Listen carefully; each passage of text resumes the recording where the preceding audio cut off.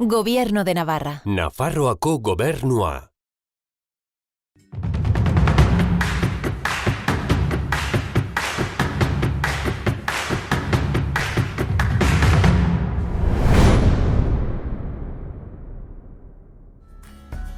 Kaixo guztioi eta ongi etorri berriz ere herriz herrira.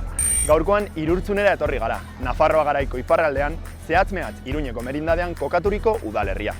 2200 biztanle inguru ditu eta gaurkoan horietako zenbaitekin hitz egingo dugu ea pandemiak herrian zenolako eragina izan duen ezagutzeko. Beraz, besterik gabe, has gaitezen Irurtzun ezagutzen.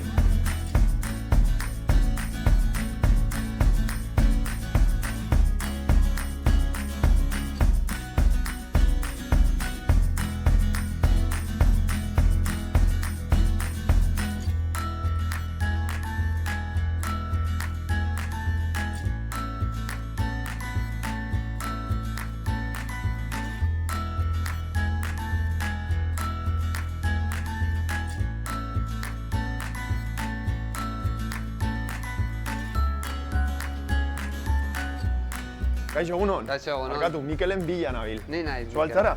Kaixo, Pablo naiz, egunon. Saloa telebistakoa. Zer moduz, Mikel? Ongi. Ondo, zera, Bai. kontatu pixka batea nora ekarri gaituzun, ezta? Bueno, hau da nire lantokia, Aha. Irurtzungo osasun zentroa. Aha. Zu Irurtzungo bazara, Mikel, edo? Ez, ni Iruñekoa naiz eta Aha. Iruñan bizi naiz eta egunero etortzen. Joan etorri, ez da? Bai. 20 minututxo edo? Bai, 20 minutu. Bai. Eta zenbat denbora dara mazuen mediku bezala lan egiten? Ba, Mikel? 20 urte. 20 urte? 20 urte eta 20 minutu egunero ona. Hori da, hori da. Ba, Mikel, iruditzen zaizu zure bulegora edo bagoaz Vale, pixkat vale, lasai goazen, hitz egiteko? goazen. Bai? Perfecto. Mila esker. Bueno, ba, Mikel, zure kontsultan lasai eserita gaudelarik galderatxo batzuk egiteko aprobetxatuko dut. Kontatu dizugun bezala, herri programaren aurtengo gaia da, ea pandemiak herrietako bizitzan, kasu honetan Irurtzunen zenolako eragina izan duen. Eta zuri galdera hauek osasun zentroko mediku baten perspektibatik egingo dizkizut, Mikel. Jakin nahi dudan lehenengo gauza da, ea Irurtzunen kasuan pandemiak zenolako intzidentzia izan duen. Bueno, hasieran lanaren aldetik ez zen, jende guztia zegoen superlanpetua hemen egitan zen jendea ohiko gaixotasunengatik ez zuen konsultatzen eta orduan gaixoa zegoen jendea virusarengatik etxean gelditzen zen eta arinak zirenak gelditzen ziren etxean eta normalean telefonoz eramat jarraitzen genituen, ez? Orduan, baten bat bai jartzen zela gaizki, orduan joaten ginen etxera, baina horrek lanzama gutxi ematen zigun. Hori hasieran, duela urte bat, justo. Eta bai aldatu zen lan egiteko modua zen, momentu horretan hori jendea ez zen etortzen. Gainera hasieran gauza berri bat, ezenekien ze eragina aukiko zuen ere guregan nola zenbat kutsatuko ginen edo ez, pizka bat urduri hasieran, baina gero joaten zara ikusten ez dela kutsagarria da, baina gure artean, gure taldean, hemengo osasun langileetan kutsatu dira 3 uste dut, eta orokorrean ez dira gehiegi, orduan, pizka bat lasaitzen zaitu, ez? Eta neurriak hartuz, ikusten duzu, saiestu dezakezu. Eta beraz, zuen lan dinamikak ez du aldaketa askorik jasan pandemiaren ondorioz, Mikel? Bueno, hori, hasieran pasatzen zen hori, jendea zela etortzen gero, inzidentzia gutxitzen ari zen einean, orduan, asko sustatu zen telefonoz lan egiteko modua, orduan, elkartu ziren biak alde batetik, jende hasi zen etortzen normal konsultara, zeren hasieran, lehenengo hilabeteetan ere norbaitek deitzen bazuen eta beste gauza batengatik eta ikusi behar genuen ikusten genuen konsulta, guk horretan ez dugu arazorik euki, beharrezkoa zenean konsulta etortzeko ikusteko. Eta baina gero udatik aurrera, elkartu dira ohiko gaixotasunak gehi koronavirus. Orduan, elkartu dira telefonoz egindako konsultan gehi hemen konsultan egindako konsultan. Orduan, lanzama udatik onat asko handitu da. Eta zera, Mikel, zuretzat mediku bezala nolakoa izan da? Azken finean, pandemiak zerbait suposatu badu, izan da ez jakintasuna, ez da? Biztanleriarentzat orokorrean eta mediku eta osasun arloko langilentzat asko zer gehiago. Nolakoa da mediku bezala egun batetik bestera, zerbait erabat berria eta ez ezaguna etortzea eta horren aurka egin behar izatea?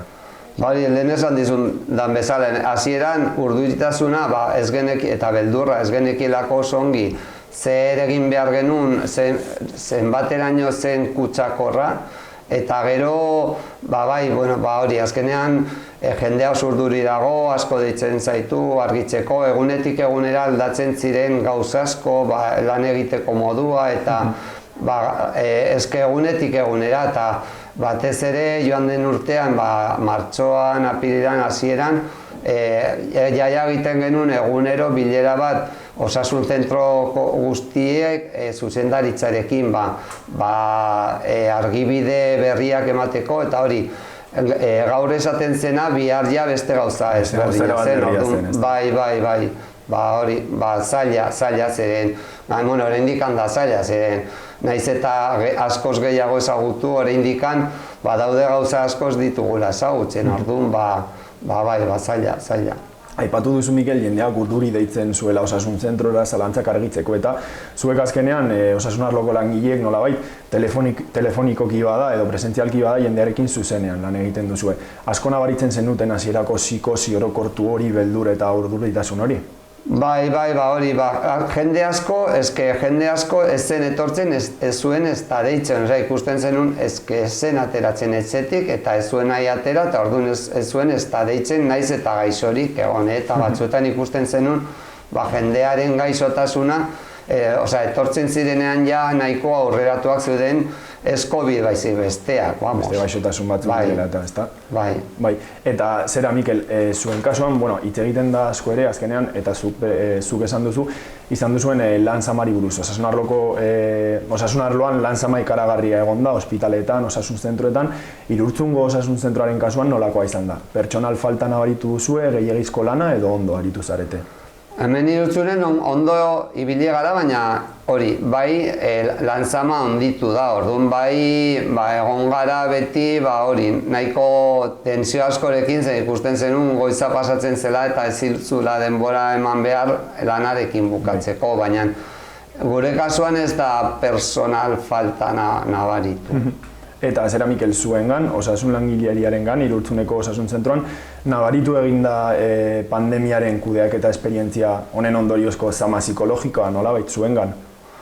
Hori nik egin dezaket niregan, baina nik uste orokorrean Irurtzunen ez, baina azkenean tensio punto bat daukazula, ez? Egoten bazara egunero lan askorekin, azkenean egun askotan joaten zara arratsaldean etxera eta esaten zu, tenso nago zeren, lan asko egin dut eta, azkenean lan asko dagoenean tensioa areagotzen da, gure artean eta jendearekiko erlazioan, ez?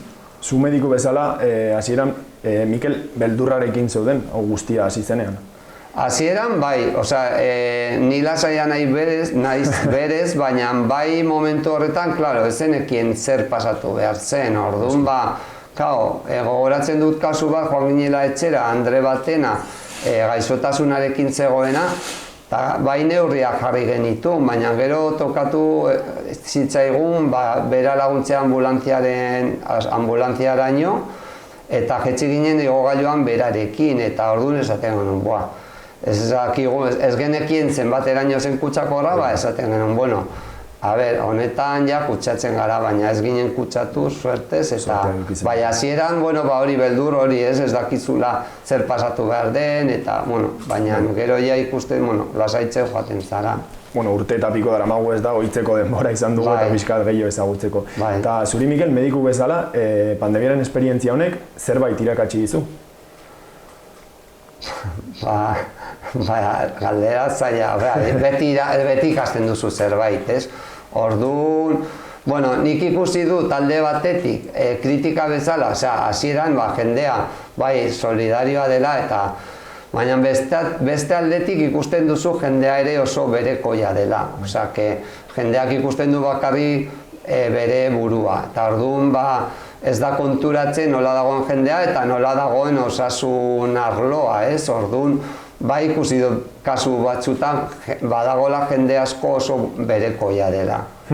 Eta zera, Mikel, bukatzen joateko zuk mediku bezala, nolabaiteko autoritate bezala, galdetu nahi dizut, gauden egoeran nolabait txertaketak gero eta gehiagora doazela eta, baina hala ere guztiak nekatuta gaude, ez da, pertsona asko erreta gaude, baina azkeneko esfortu hori egiten jarraitu behar dugu. Biztanleriari zenolako mezua emango zenioke mediku bezala, azken txanpa honetan esfortu hori egiteko? Bueno, hori, egia da jendea ikusten duzula, bai eragina eduki duela psikologikoki eta orduan jendea bai dagoela urduri eta azkenean, guztiengan hori tensio hori nabaritzen da, eren ja pizka bat aspertuta gaude, baina bai hori, esaten dena eta nik ere esaten dut, pazientzia pizka bat gehiago eta zentzudun izatea, zeren, badaude uneak, neurriak ez dire izan behar hain zorrotzak, baina badaude uneak ezin zara elkartu, ezin zera oso elkar egon eta batez ere musuk hori gabe, orduan, pizka bat, zentzudun izatea eta ahalegin pizka, luzatu ahalegin hau, ahalegin txiki hau, edo handia. Bai. Mikel, mila esker elkarrizketa hau eskaintzeagatik, eta zure bulegora, zure lantokira gonbidatzeagatik, eta gurekin pandemian bizi izan duzun esperientzia hau konpartitzeagatik. Zuei. Plazer bat izan da. Ongi izan, Mikel. Bale, berdin.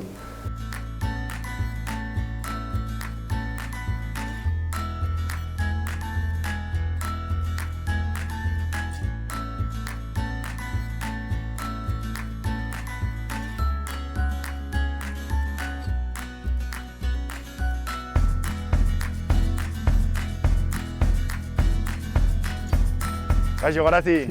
Kaixo, Pablo. Arratsaldeon. Oso ondo, eta zu, gustora hemen eguzkitan, ez da? Bai, paisaia disfrutatzen. Hori da. Garazi, hemen geratu gara zurekin, baina kontatu pixka bat, ez da, nora ekarri gaituzun? Bai, hemen gaude, Irurtzungo frontoizarraren atzean. Aldean? Bai.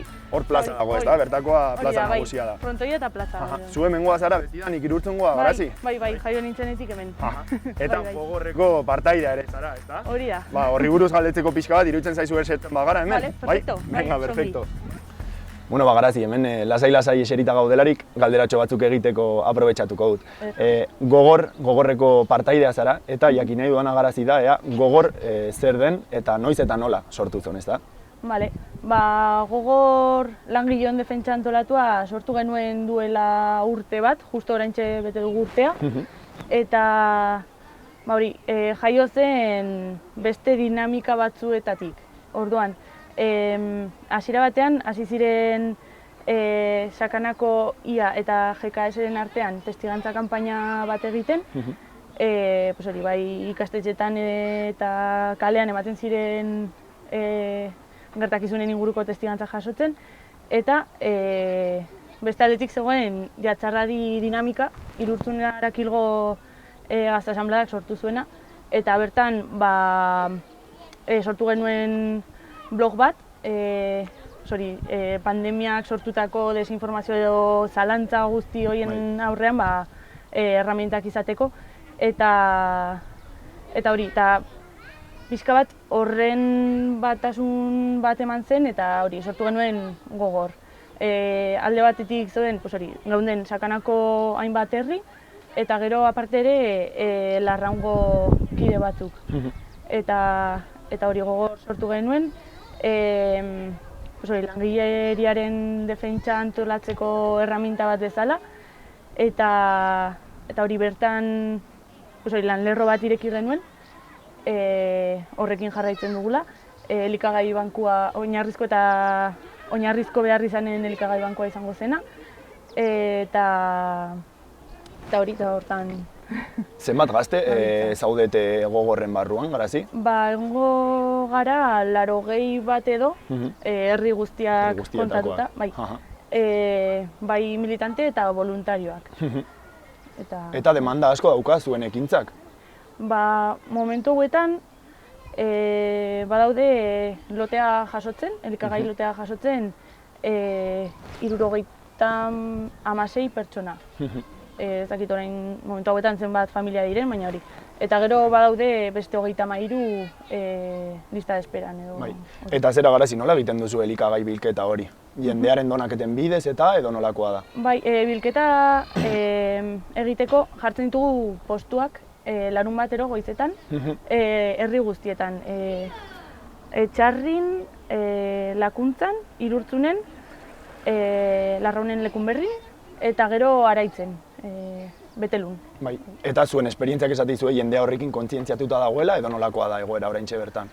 Bueno, kostatzen zaigu pizkat jendeari iristea, baina nahiko erantzun positiboa izan dugu, batez ere hori voluntarioen eskutik bai ekarpena egiten dutela voluntarioek txanda eginez postuetan eta bar, eta gero beste alde batetik familiek ere txanda egiten dute postuan, eta badago beste jende bat, igual txanda bat egiteko prest ez dagoena, baina bai sostengu ekonomikoa emateko, eta hori jabetero beraiei esker egin dezakegu erosketa. Eta zera garazi, aipatu berri dituzu voluntarioak eta gero familiak. Galdetu nahi dizudana da, gogorren barruan zenolako perfilak daude? Badaude alde batetik familiak, lotea jaso, baina aldi berean beraiek ere inplikatzen dira. Gero badaude militanteak eta baita voluntarioak. Eta zera garazi, orain esan diazu zuen ekintza nagusia nolabait elikagaien banku hau dela. Horretaz gain beste mota bateko ekimenak edo ekintzak egiten dituzu ere? Bai etorkizun batean planteatzen dugula langileriaren defentsa hortan kokatuta, beste lan lerro batzuk irekitzea, adibidez izan daiteke etxe bizitza edo beste oinarrizko behar izanen bati erantzunez, baina oraingoz hasiera batean gaude eta nahiko genuke pixka bat gehiago garatu gure... Finkatzea, pixka bat daukazuena eta gero garatzea. Eta garazi, urte bat daramazue jadanik, ez da, proiektu honekin, nolakoa izan da proiektu honen parte izatearen esperientzia zuretzat? Nik uste nahiko aberasgarria izan dela, bai pertsonalki ikusi ditu dalako, adibidez, familien implikazioa izugarria izan da, edo hori baita herrian mugitu diren voluntarioak eta bar, eta gero talde bezala ikasi dugu pila bat, izan ditugun 1000 akats, baina baita ere horiei buelta eman diegu, eta hori pila bat ikasi dugu prozesu honetan. Aipatu dituzu akatsak eta honen harira galdetu nahi dizut ere, ea proiektua aurrera eramatea zaila izan den, ea oztopo asko hori egin behar izan diezuen aurre edo ez? Igual momenturen batean bai oztoporen bat izan dugula edo, baina orokorrean positiboa izan da valorazioa bai. Eta mota honetako proiektu batean parte hartzen duzun lehenengo aldia da edo aurretik ere mota honetako proiektuetan esperientzia zeneukan? Lehenengo aldia da. Eta zeba animatu zinen edo nola hartu zenuen erabaki hori honetan parte hartzeko? Norbaitek esan da lagunen batek horrelako zerbaitetan ibilita edo? Ni hori gazte esanbladan nenbilen betidanik eta horren harira dinamika sortu zenez eta gero gogor sortu zenez, hor jarraitu nuen. Eta zera garazi, aipatu duzu, 3 perfilei buruz, familiak, militanteak eta voluntarioak daudela. Ikusten ari gaituen jendeak jakin dezan, zenolako moduan kolaboratu aldazuekin, gogorrekin? Hori, voluntario izateko, edozein sare sozialetan jarri daitezke gurekin kontaktuan, Twitter kontua dela gogor langile eta Instagramekoa ere, eta hori, horren bidez gurekin kontaktuan jar daitezke, edota korreora mezuren bat bidaliz, edo militantei edo voluntarioei esan ez larun batetan, hori postuan zuzenean. Eta hori, nahi den informazio guztia eman dezakegu, eta gero aparte ere, badugu, esan dudan bezala, sostengu ekonomikorako erraminta edo, eta hori, batez ere, modu berdinean. batez ere postuetan galdetuz edo eta sare sozialetatik. Ekonomikoki Bai. ere parte hartzeko, ezta? Hori da, bai. Ba, espero ezagun ikusleak anima daitezen Bai. zuekin parte hartzera. Eta, bueno, placer bat izan da, Garazi zurekin hitz egitea. Bai. Eskerrak ematen dizkizut Txaloa Telebistatik egiten duzuen labore hain garrantzitsuarengatik eta munduko sorterik handiena opa dizuegu. Espero dugu zuen proiektua finkatzea eta etorkizunean gauza askoz ere gehiago egin ahal izatea. Vale. Mila esker Garazi eta oso ondo Eskerrik izan. asko.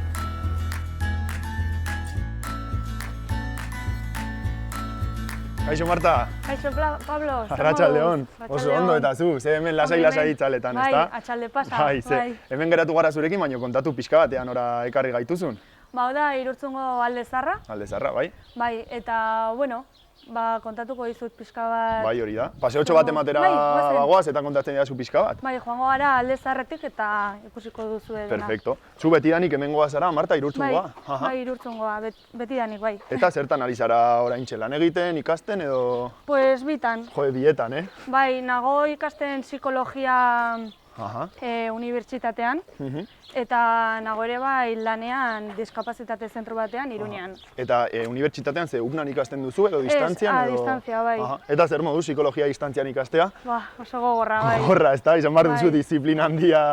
Bai. Eta zera, Iruñan egiten duzu diskapazitatea daukaten pertsonen zentro batean lan? Bai, zaintzaile bezala, bai. Aha. Eta horren inguruan ikasi duzu zerbait orduan edo... Bai, egin nuen erdi mailako ziklo bat, eta ere bai egin nuen gizarte integrazioa, Aha. Iruñan ere bai. Bai.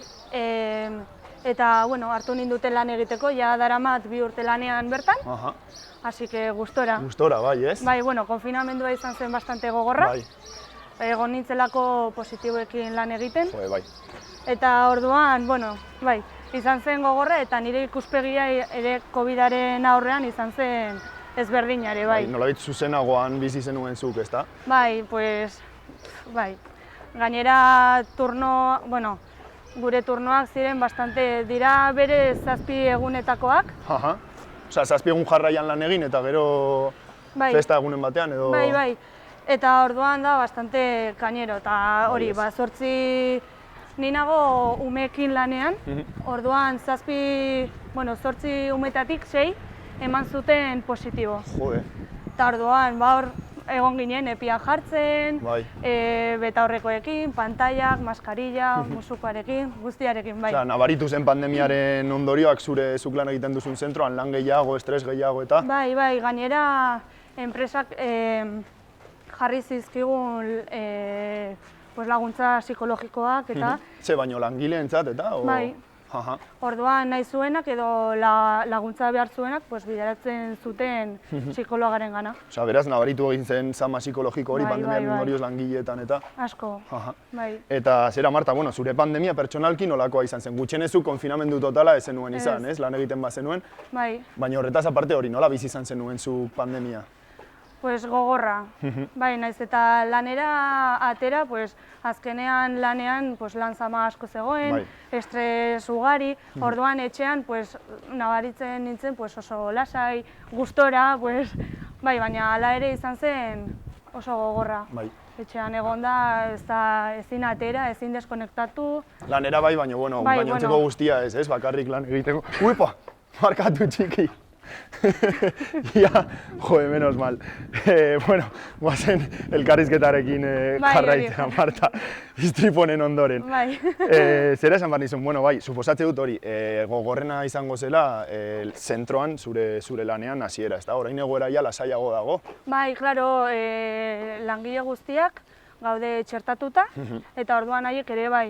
Bai. Orduan horrek ematen dizu lasaitasun asko. Bai, segurtasun hori, ez da? Bai. Hasieran ez zegoen segurtasun hori. Bai, hori da.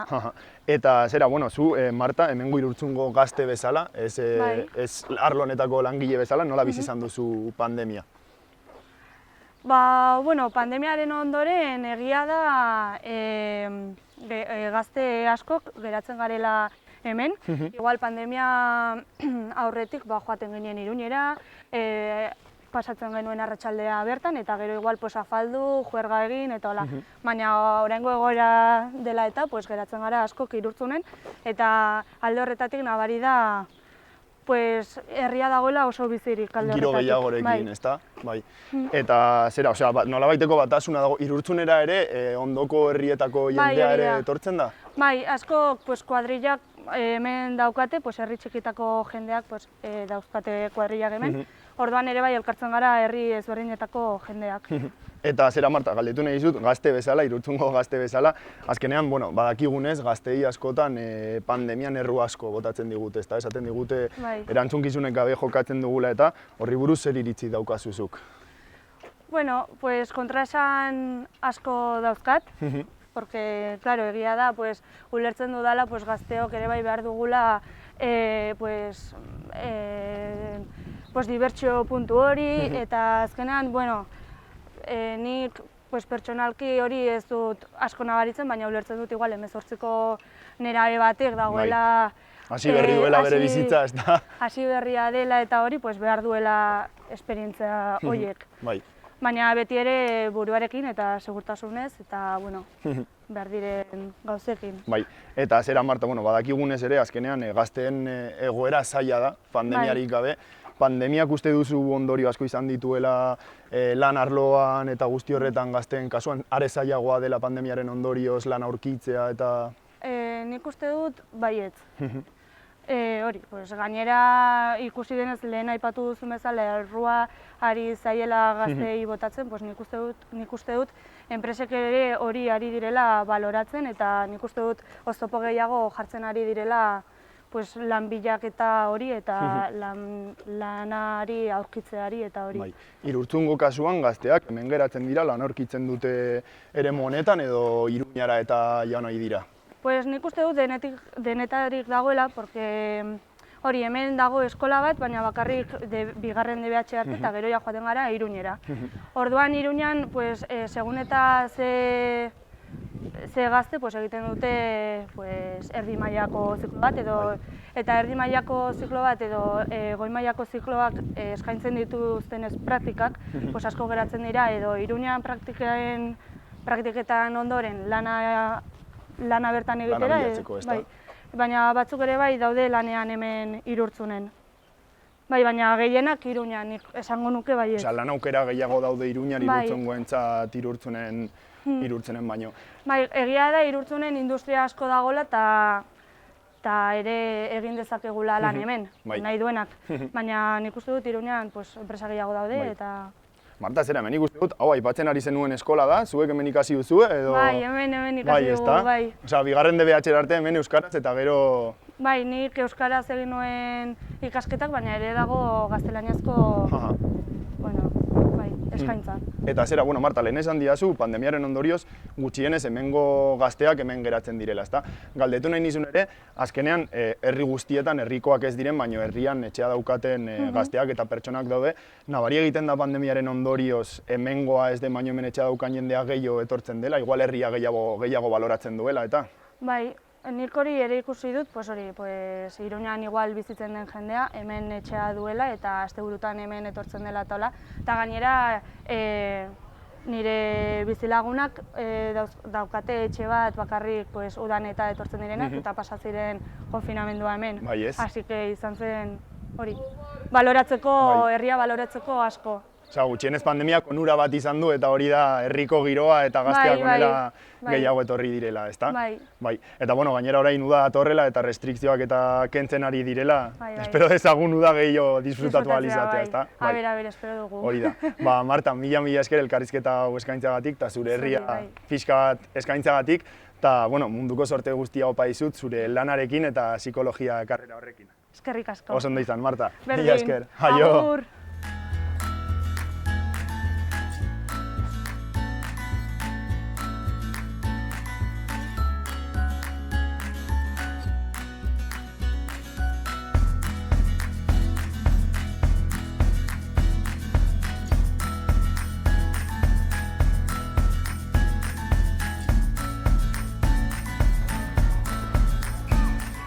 Bukatu da gure egitekoa Irurtzunen. Oso pozikoaz, herriein atsegin hau, baina batez ere bertako jendea eta haien istorioa ezagutzeagatik. Beraz, besterik gabe, besarka handia bidaltzen dizuegu eta hurrengo programan ikusiko dugu elkar. Aio!